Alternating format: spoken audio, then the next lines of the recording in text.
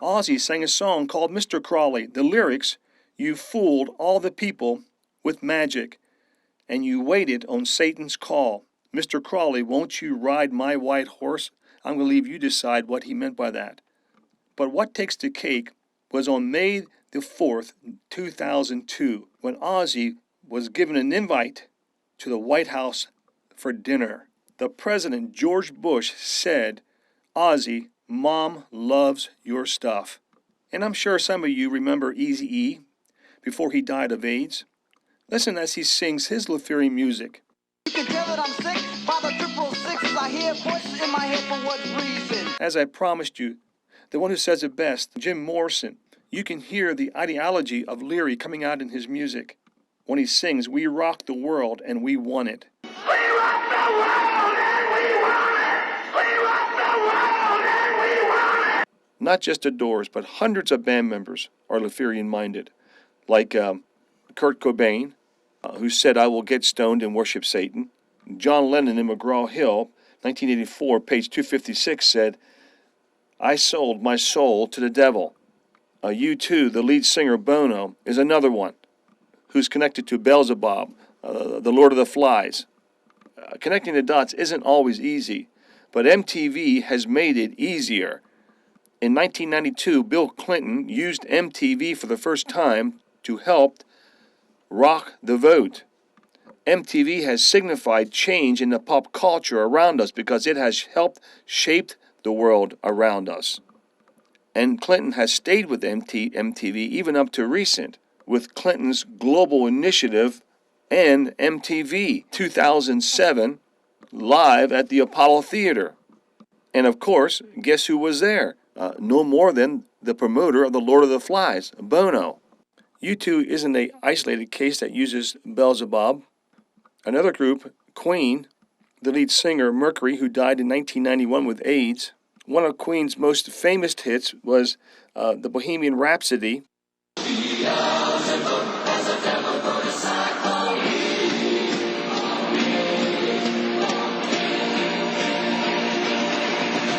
What's amazing about this is that this song came out on Halloween, October 31st, 1975. The Rolling Stones, 2008, ranked him 18 of 100 of the greatest singers. Madonna, in the year 2003 at an MTV Musical Award, she was kissing on Spears and Aguilera. In recent years, Britney Spears has not only shown signs of mental breakdown, her song, "If You Seek Amy," is getting major opposition. The lyrics will speak for itself.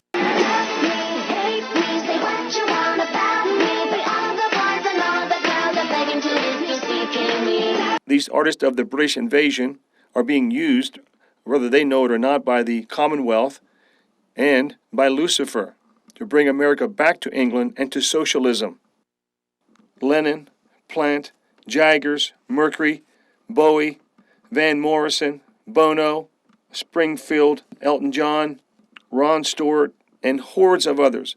You may not know this, but going back to Bill Clinton, he was the first Rhodes Scholar. Cecil John Rhodes was wealthy and a socialist.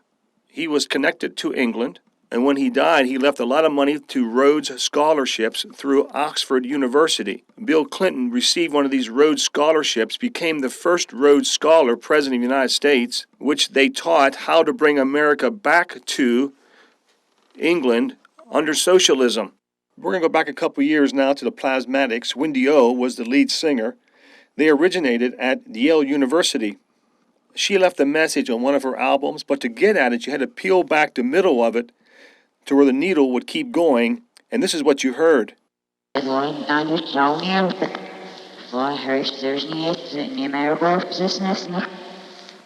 you understand what she said there? But let's backward match that piece, and then let's see what she says. Consensus programming is dangerous to your health. The brainwashed do not know they are brainwashed. Wendy O's statement, "The brainwashed do not know they're being brainwashed." I find that statement from her quite interesting because she's into Leferi music. The group Styx wrote a song called Snowblind. When you backward match that song, it says, "Oh Satan, move in our voices."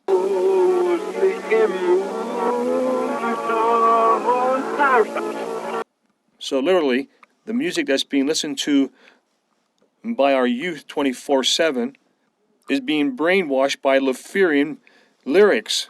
The Bible states deceived and being deceived. Romans chapter 12, 1, 2, and 3 cuts to the chase, and it says, be not conformed to this world, but be transformed by the renewing of your mind. Romans tells you where the book was written, to whom it was written, and Rome was steeped into the occult. The next person you're going to hear, Clint Byers, with what's called the Devil Walk. He will explain to you what drugs and music did to him. The four of us had bought some LSD, and we had this plan. We were going to go to a movie, drive back home, and just ride out the rest of the trip at the house. On the way to the movie in the car is when this nightmare began. We were listening to a song. The song was this very droning song. It's a very hypnotic song. Even if you weren't on drugs, this song would kind of lull you into this dreamlike state. But this song only served to help me cross over. And when I say cross over, that's exactly what I did. Somehow, through a drug-induced state, I was able to cross over, and my soul, my mind, my emotions, my physical hearing, everything within me was open to the demonic realm. The greatest album and the greatest single ever sang gives us a lot of information on the occult. The Eagles, with their album, Hotel California, their song tells us volumes of what's coming down. And Led Zeppelin, with their song, Stairway to Heaven, also gives us total insight to what's just around the corner. Let me play you a piece from Hotel California, and then we're going to backward mask it and see what that group is saying.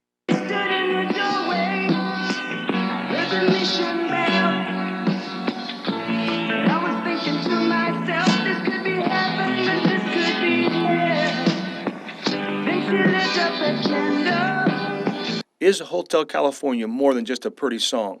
The lyrics say, she lit up a candle.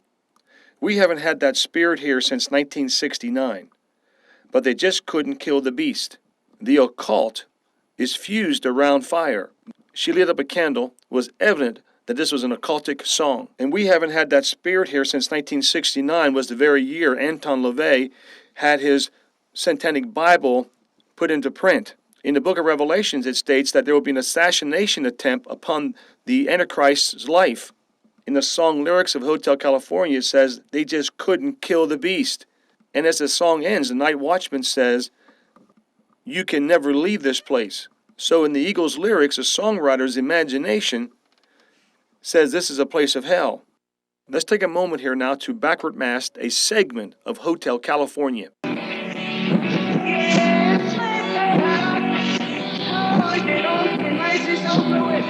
So found in the Eagles' lyrics going backwards, you hear them state, Satan will organize his own religion.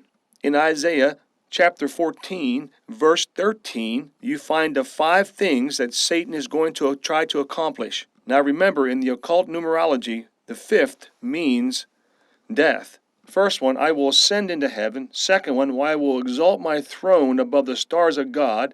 Third one, I will sit also upon the mount of the congregations in the sides of the north. Fourth one, I will ascend above the height of the clouds. Fifth one, and I will be like the Most High. The one that caught my attention was the third one, which states, I will sit also upon the mount of the congregation in the sides of the north. Is it just a coincidence that the fastest growing religion in North America just happens to be witchcraft? And on the United States dollar bill is the all-seeing eye of Horus. The next piece is done by Led Zeppelin, Stairway to Heaven. And she's buying the stairway on the wall, but she wants to be sure, 'cause you know sometimes words have meaning. And it's humming and it won't go, in case you don't know. The piper's calling you. Yes, there are 2 paths you can go back. Jimmy Page, who bought Corolli's mansion, said the lyrics for Stairway to Heaven came from an old ancient manuscript of satanic witchcraft. Robert Plant, who's the lead singer of Led Zeppelin, who is steeped into black magic, is singing about a witch